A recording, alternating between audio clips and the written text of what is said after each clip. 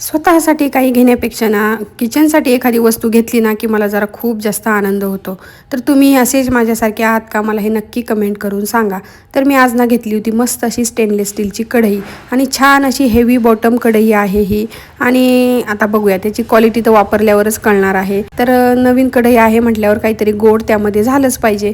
तसं मी काल त्यामध्ये मोदकाचं जे सारण आहे ना ते बनवलं होतं, पण तरी पण अजून काहीतरी गोड बनवायची इच्छा झाली. आणि बाजारामध्ये ना मला छान असा कोवळा भोपळाही मिळाला होता, म्हणून म्हटलं चला भोपळ्याचाच हलवा बनवावा. तर भोपळा जो आहे ना तो छान असा किसून घेतलाय मी आणि लगेचच तो कढईमध्ये परतायला टाकायचा थोडंसं तूप घालून.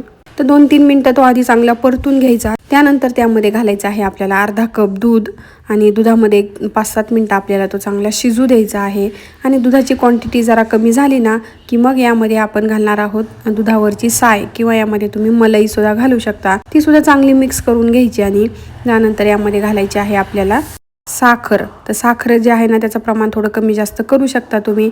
साखर चांगली मिक्स करून घ्यायचं. साखरेमुळे ना ह्याला जरा पाणी सुटतं आणि ते पाणी कमी झालं ना की मग यामध्ये ड्रायफ्रूट्स थोडेसे तुपामध्ये तळून मी टाकलेले आहेत. आणि सगळ्यात शेवटी यामध्ये घालायची इलायची पावडर. तर इलायची पावडर सुद्धा चांगली मिक्स करून घ्यायची आणि छान असा आपला दुधी भोपळ्याचा हलवा तयार झालेला आहे. व्हिडिओ आवडला असेल तर लाईक करा, चॅनलला सबस्क्राईब करा. बाय.